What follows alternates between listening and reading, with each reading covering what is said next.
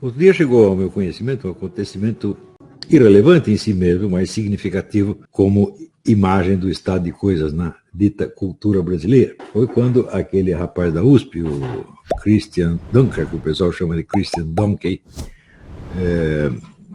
comparando o meu currículo com o do Fernando Haddad, chegou à conclusão de que ele é um grande intelectual e eu sou um João Ninguém, porque ele tem não sei quantas citações no Google Scholar, e eu só tenho 2 ou 3, ou nenhuma, nem sei.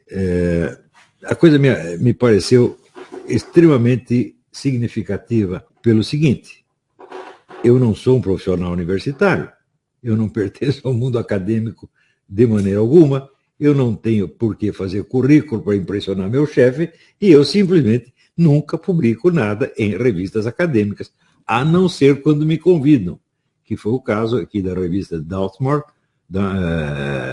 quando me convidaram a escrever alguma coisa sobre o Otto Maria Carpo, e outra ocasião na Romênia. Foi as duas únicas vezes que eu escrevi numa revista acadêmica porque me convidaram.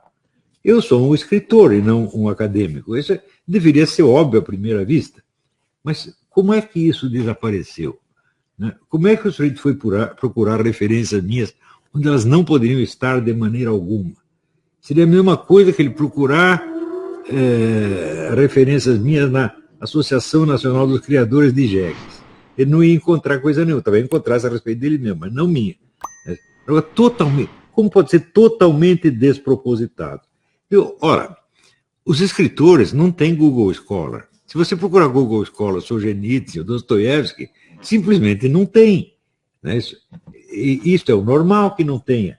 Você veja, agora mesmo no carro a gente estava comentando, se você procurar, por exemplo, a história crítica do José Ortega y Gasset, durante uns 10 anos ele foi diretor da Faculdade de Filosofia na Universidade de Madrid, então tinha um monte de referências acadêmicas. Depois foi exilado, andou pelo mundo, aí escrevia em jornal, fazia conferência, etc. Acabaram as referências justamente na época em que ele estava escrevendo as suas coisas mais importantes. Então, normalmente, as pessoas têm ideia de como se forma, vamos dizer, o prestígio dos profissionais das várias áreas, das pessoas dedicadas às várias áreas. Então, por exemplo, se o sujeito é um pintor, bom, você não vai procurar referência dele nas revistas de música, sim ou não? Né? E assim por diante. O Google Scholar e publicações semelhantes, ele representa, vamos dizer, a escala de credibilidade dos vários autores conforme as suas citações em revistas acadêmicas. Então, isso vigora, por exemplo, para a área de física, para a área de matemática, e para a área de filosofia também, para a área de história, são revistas especializadas da área. Então, toda vez que ele publica alguma coisa ali, existe uma revisão pelos pares primeiro, quer dizer, aquilo passa por vários conselheiros da revista para ver se pode ser publicado. A partir da hora que é publicado, existe a reação crítica e assim por diante. Isso é normal na profissão acadêmica. Qual é o equivalente disso no mundo das letras? No mundo dos escritores que não estão ligados a nenhuma instituição universitária e não tem por que fazer currículo universitário. É o que se chama, tecnicamente, fortuna crítica. Todos os com alguma cultura literária, por mínima que seja, tem que saber o que é a fortuna crítica. É o conjunto do que os críticos e apreciadores e estudiosos e leitores escreveram sobre uma determinada obra. Se você pegar lá, por exemplo, a pequena bibliografia crítica da literatura brasileira, do Otto Maria Carpo, né? Ele é baseado, cada capítulo, o nome do escritor, tem um resumo da fortuna crítica a respeito. E havia até uma editora no Brasil que publicava uma série chamada Fortuna Crítica, que era a Fortuna Crítica, o Graciliano Ramos, Manuel Bandeira, etc, etc, etc. Né? Pedro Nava e outros. Então, eu pergunto, como é possível um profissional acadêmico, um estudioso acadêmico, que posa de intelectual, não saber o que é uma fortuna crítica, não ser capaz de buscar a fortuna crítica do Olavo de Carvalho, e sim procurar referências dele em revistas acadêmicas com as quais ele não tem absolutamente nada a ver. Então, pergunto eu, como foi possível chegarmos a esse ponto? Isto é o reflexo nacional de um processo mundial de absorção ou usurpação de todas as atividades intelectuais pelo establishment universitário. Isso começou há muito tempo e já se tornou, vamos dizer, tema de debates e de crítica há muito tempo nos Estados Unidos e na Europa. Existem livros inumeráveis sobre isso. Houve um até que foi publicado no Brasil, que é Os Últimos Intelectuais, o Russell Jacoby, né? Onde ele mostra ali o desaparecimento do que antigamente se chamava intelectual público, pessoa que discutia para a plateia geral, como tinha desde o século XIX, Matthew Arnold, nos Estados Unidos aqui tinha o Norman Mailer, são escritores que opinam sobre alguma coisa. Né? Na mídia em geral, na mídia de interesse geral, em conferências, em artigos e em livros. É isso que eles fazem. Se você for procurar o Google Scholar dessas pessoas, simplesmente não existe, porque o Google Scholar só está interessado no ranking acadêmico. Né? Então, mas como é possível alguém ignorar isso? Como chegamos a este ponto? Assim, a partir dos anos 40, no pós-guerra, nos Estados Unidos, começou este processo de a universidade assambarcar todas as atividades intelectuais e graduá-las à sua maneira, ou seja, burocratizar as profissões intelectuais. Isso devastou a literatura, a filosofia, etc. E este fenômeno é amplamente reconhecido nos Estados Unidos. O livro do Russell Jacobs foi publicado, eu acho que há 30 ou 40 anos. Foi um sucesso extraordinário. Vários outros livros se seguiram.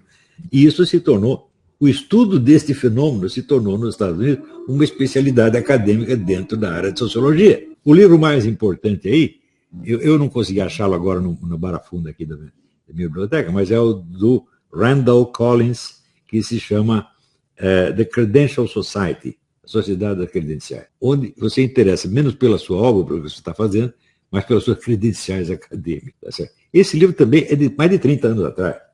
Existem muitos outros. Aqui, por exemplo, Professional Powers, um estudo da institucionalização do conhecimento formal. Elliot Friedson. Né? Esse aqui, Seeing Like a State, ou seja, toda a produção do conhecimento é vista sob o ponto de vista do seu interesse estatal. E é catalogado em função disso. Aqui, The Rise of Professionalism, Magali Sarfati Larson. Monopólios da competência e mercados protegidos. Estão vendo aí? E existem inúmeros outros. Isso tudo está dentro de um processo mais longo, que é o processo de destruição da cultura e da educação nos Estados Unidos. Um processo a que os americanos são muito sensíveis há 50 anos. Começaram a denunciar, a publicar isso aí há 50 anos.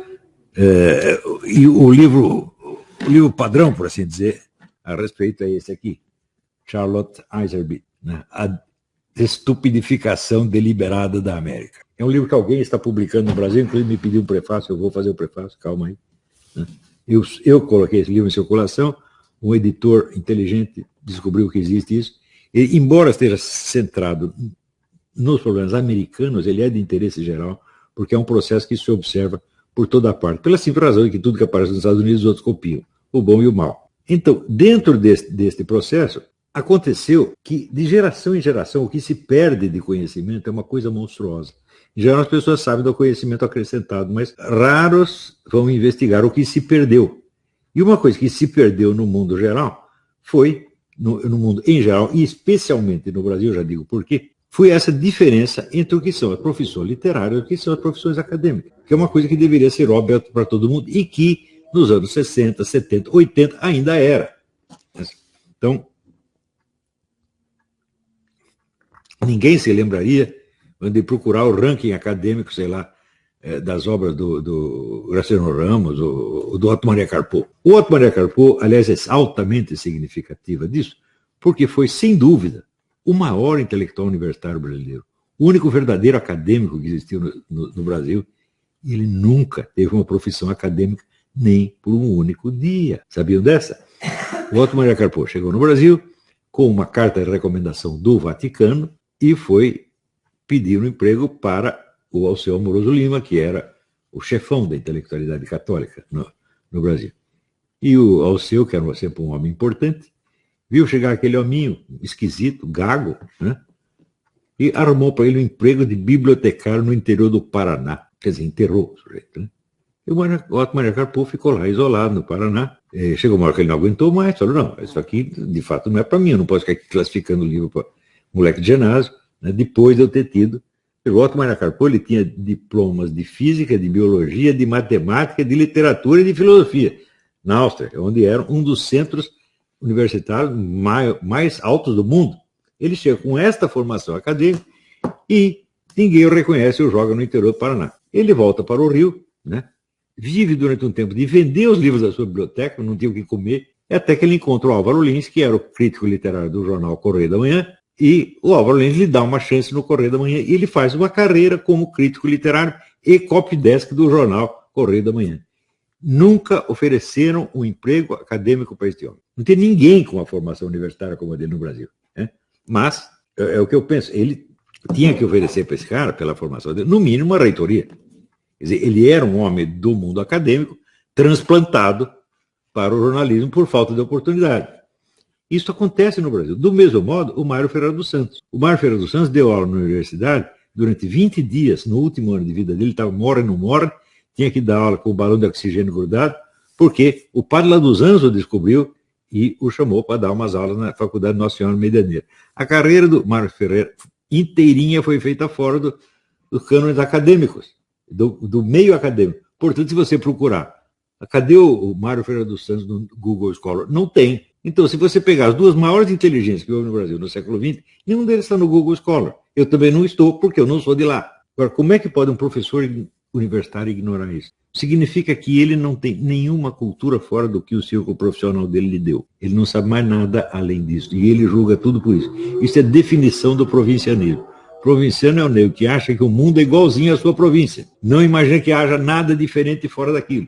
Então, no Brasil, houve essa provincianização da cultura, de modo que quanto mais provinciano e ignorante o sujeito é, mais ele se apoia no consenso daquele seu meio profissional limitado e acha que aquilo é tudo. E este fenômeno, vamos dizer, esse é muito mais grave do que a roubalheira do PT. Porque a roubalheira do PT começou muito depois disso e foi possibilitada por isto. Se você não tem um círculo de intelectuais sérios, capazes de discutir os grandes problemas e avaliar o que presta e o que não presta, acontece que os critérios de julgamento vão embora e as condutas mais aberrantes começam a ser normais, por aquele princípio do Emile Durkheim.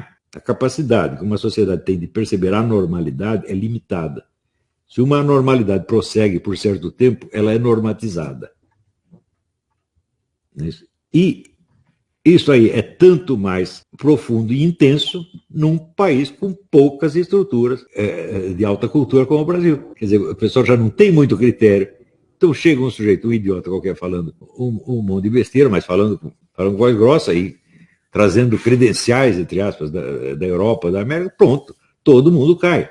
Agora nós corremos esse perigo, se vocês querem saber. Eu não vou discutir isso ainda porque não é a hora, mas vocês podem ter certeza, a hora que Jorge Soros e outros potentados globalistas perceberem que os seus agentes esquerdistas foram definitivamente derrotados, eles vão tentar agir pelo outro lado e penetrar no governo Bolsonaro, mas vão tentar mesmo. Né? Só que eu não estou dormindo, eu sei, eu aqui sou daquele filme, eu sei quem você é e vi o que você fez. Né? Então, eu vou contar tudo para o Bolsonaro em tempo de acordá-lo se, por acaso, ele estiver dormindo na área. Tá certo? Não tenho dúvida que isso não é que vai acontecer, isso já está acontecendo. E na seguinte, é o que eu disse para ele, capitão, quando eu for eleito, aí é que vai começar a briga. A briga começa por aí. Então, quem vai mandar na educação brasileira? Porque o Ministério da Educação é o menos vistoso no presente, no dia a dia jornalístico, mas a longo prazo é o mais decisivo. O que você está ensinando para as crianças hoje é o que o país vai ser dali 30 anos. O Brasil de hoje, com toda essa roubalheira, criminalidade, 70 mil homicídios por ano, narcotráfico, roubalheira, etc., etc., é a educação dada a essa geração 30 anos atrás. Né? Então, pessoas educadas nos cânones dos anos 60, 70, tipo Zé Dirceu, Frei Beto, né? Haddad, né? Eles são frutos da educação brasileira. E a educação brasileira, na época, achava assim que a única coisa decente era ser comunista. O resto era tudo horrível e, portanto, o que você fizesse contra eles era tudo permitido. Então, veja, o Brasil é muito frágil perante a indústria estrangeira dos prestígios. O sujeito chega falando da Universidade de Harvard, de Yale, etc. Meu Deus do céu, ele come o Brasil. Dão tudo pro cara. Né?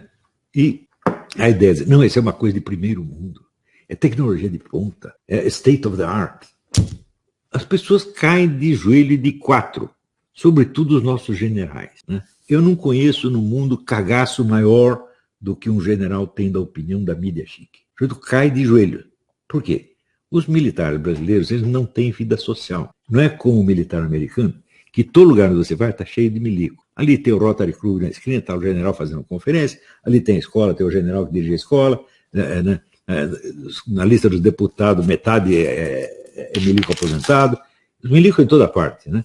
Aqui você vai no restaurante, ela desconto para militares, toda loja e restaurante tem isso aqui. Então, os militares fazem parte da vida da trama social americana. No Brasil, não. No Brasil, os militares vivem isolados na academia, só convivem uns com os outros, ou na academia, ou no quartel, ou no clube militar, tá certo? Tem uma linguagem própria, tem códigos próprios de conduta, um entende o outro entende um, mas do mundo de fora não entende nada. Então, se aparece alguém de fora, sobretudo da mídia ou do show business, eles ficam aterrorizados e fazem tudo o que o sujeito quer.